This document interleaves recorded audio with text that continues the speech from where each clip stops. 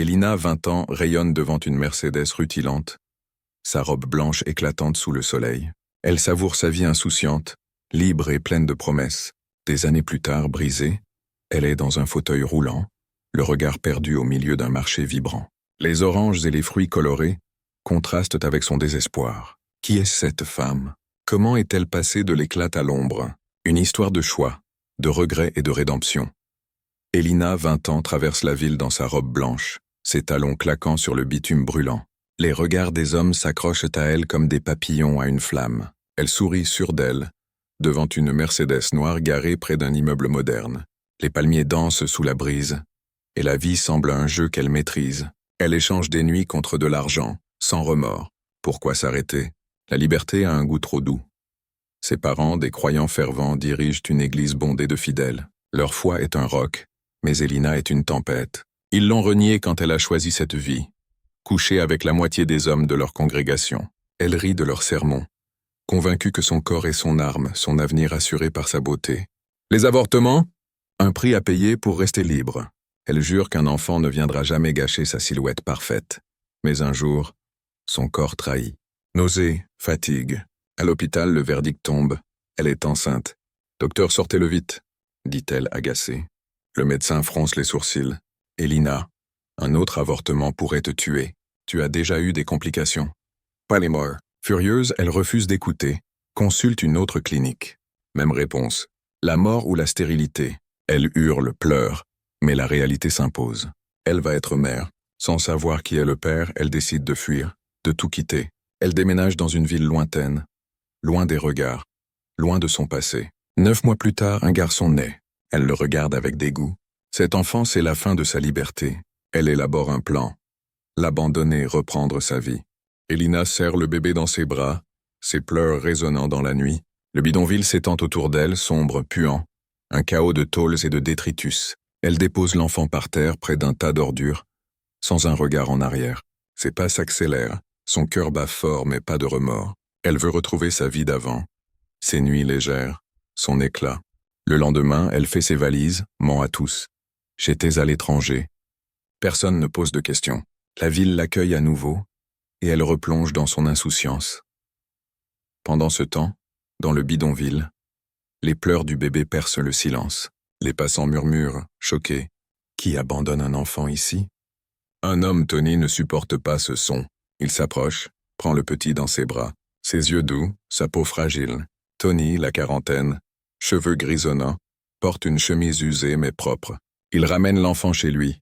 Un modeste 2 pièces aux murs fissurés. Sa femme Esha écarquille les yeux. « D'où vient ce bébé ?» Tony explique, la voix tremblante. Esha, la trentaine en robe fleurie, hésite. Et si quelqu'un le cherche? Mais ils n'ont pas d'enfant après 10 ans de mariage. Ils décident de le garder, le nomment Adam. Ils prient pour que cet acte leur porte chance. Les années passent. Adam grandit, un garçon vif aux yeux curieux. Tony et Esha l'aiment comme leur fils, malgré leurs moyens modestes. Ils lui offrent des cahiers, des vêtements d'occasion et beaucoup d'amour. Mais Adam souffre. À l'école, les enfants le narguent. Bébé du bidonville. Il chante des chansons cruelles, rit de ses origines. Il rentre souvent en pleurs, se cache dans sa chambre. Tony, le voyant triste, s'assoit près de lui un soir. « Mon garçon, tu es mon fils? Oublie ce qu'ils disent. » Adam hoche la tête, mais les mots le hantent. Elina, elle, continue sa quête de plaisir. Elle rencontre le sénateur Raymond. Un homme riche, charismatique, marié à 5 femmes, mais toujours en chasse. Elina voit en lui une opportunité. Elle devient sa maîtresse, espérant un jour être son épouse. Il la couvre d'argent, de bijoux. Sa vie brille à nouveau. Mais les années passent, et Raymond refuse de l'épouser. Elle vieillit. Son corps change. Elle veut un enfant pour le lier à elle, mais rien ne vient. Les médecins sont formels. Ses avortements passés ont détruit ses chances.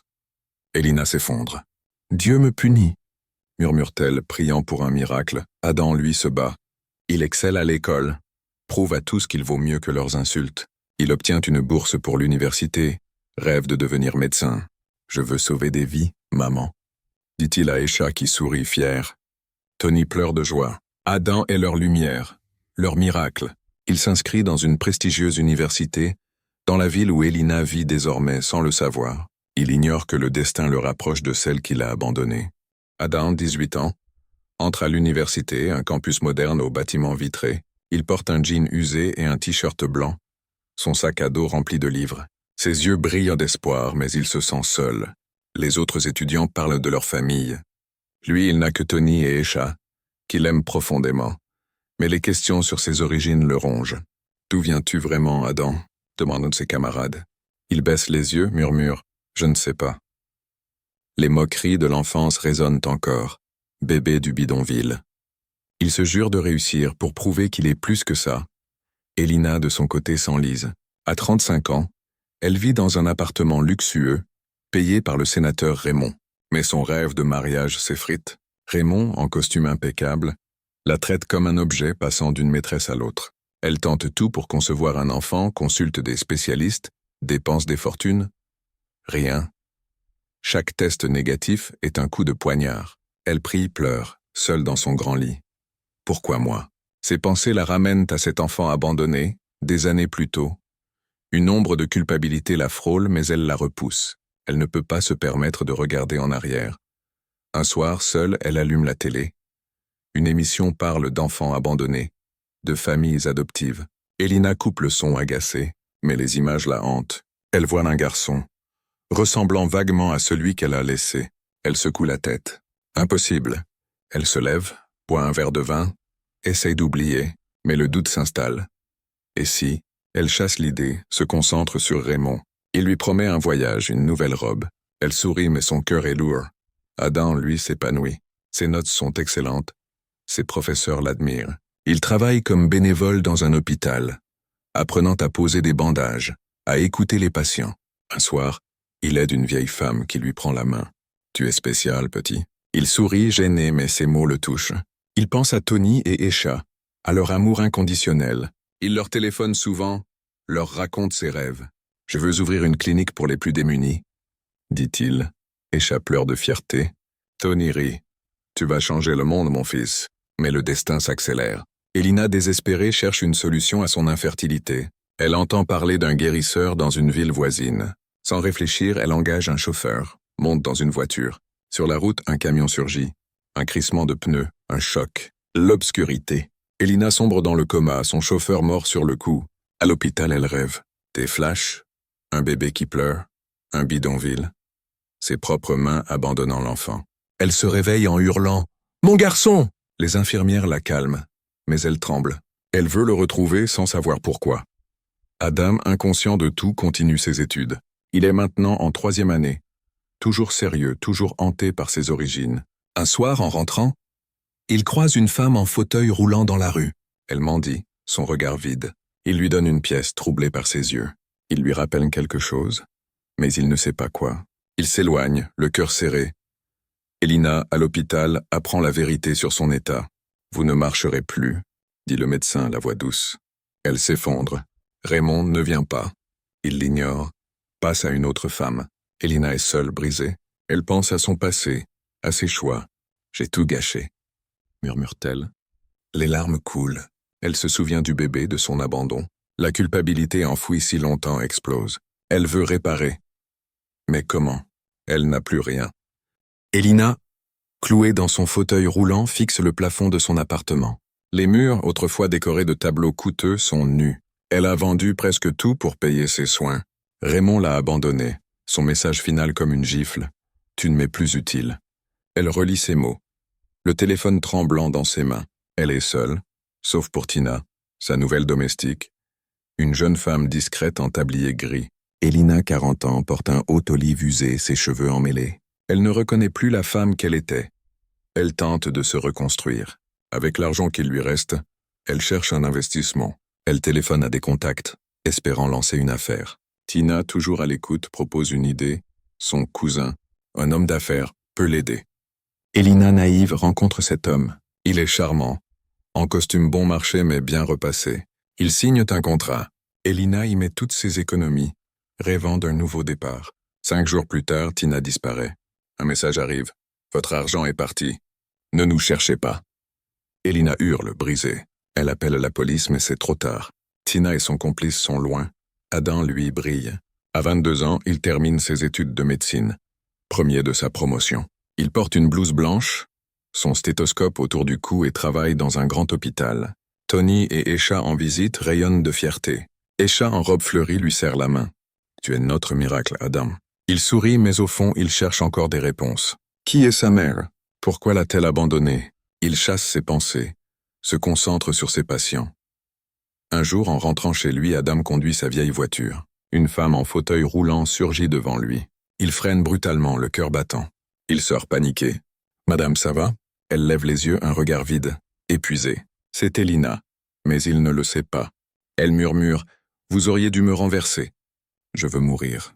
Choqué, Adam l'emmène à l'hôpital. Il la confie aux urgences, troublé par son désespoir. Il ne peut s'empêcher de penser à elle, à ses mots. Il retourne la voir le lendemain. « Pourquoi vouloir mourir ?» demande-t-il doucement. Elina, les larmes aux yeux, raconte tout. Sa vie insouciante, l'enfant abandonné, l'accident, l'arnaque. Adam écoute, le cœur lourd. Une intuition grandit. Le bidonville, la ville, les dates, tout coïncide. Il agit vite. Il demande un test ADN sans rien dire à Elina. Les résultats tombent. Elle est sa mère. Adam s'effondre dans son bureau, pleurant de rage. Comment a-t-elle pu? Il pense à ses années de douleur, aux moqueries, à ce vide en lui. Il retourne voir Tony et Esha, leur raconte tout. Esha, les yeux humides, pose une main sur son épaule. « Pardonne-lui, Adam. La haine ne te mènera nulle part. » Tony ajoute. « Elle est ta mère, mais nous sommes ta famille. Tu es plus grand que cette douleur. » Adam réfléchit des nuits entières. Il revoit Elina, son regard brisé. Il décide de pardonner, non pour elle, mais pour lui. Il retourne à l'hôpital, un dossier à la main. « Lisez ça, » dit-il, la voix tremblante. Elina ouvre le document, lit les résultats. Ses yeux s'écarquillent. « Mon fils ?» Elle éclate en sanglots, tend les bras. « Pardon, pardon. » J'étais jeune, stupide. Adam, les larmes aux yeux, la serre contre lui. Pour la première fois, il sent un lien. Fragile mais réel. Il parle des heures. Elina raconte ses regrets, sa solitude. Adam partage sa vie, son parcours. Il lui parle de Tony et Esha, de leur amour. Elina pleure, reconnaissante. « Ils t'ont donné ce que je n'ai pas pu. » Adam hoche la tête, mais une part de lui reste blessée. Il sait que pardonner prendra du temps. Adam et Elina commencent à se voir régulièrement. Il l'invite chez lui, un petit appartement simple mais chaleureux. Elle arrive en fauteuil roulant portant une robe bleu pâle, ses cheveux attachés. Adam, en chemise blanche, lui sert un thé. Il parle, hésitant. Elina raconte ses erreurs, sa quête de rédemption. Adam écoute, parfois silencieux. Il veut comprendre, mais la douleur de l'abandon reste là, tapie. Pourtant, il voit sa fragilité, son regret sincère. Il décide de l'aider. Il l'installe dans une maison de repos, payant une partie des frais. Elina, émue, murmure « Pourquoi fais-tu ça pour moi ?» Adam répond simplement « Parce que tu es ma mère. » Ces mots la brisent. Elle pleure, promet de changer. Adam organise une rencontre avec Tony et Esha. Ils arrivent, Esha en robe fleurie, Tony en chemise usée. Elina, nerveuse, les remercie, la voix tremblante. « Vous avez sauvé mon fils. » Esha sourit, prend sa main. « Oui, c'est notre fils aussi. » Tony ajoute « On peut être une famille, tous ensemble. » Elina s'engage dans une thérapie, parle de ses choix passés. Elle veut donner un sens à sa vie.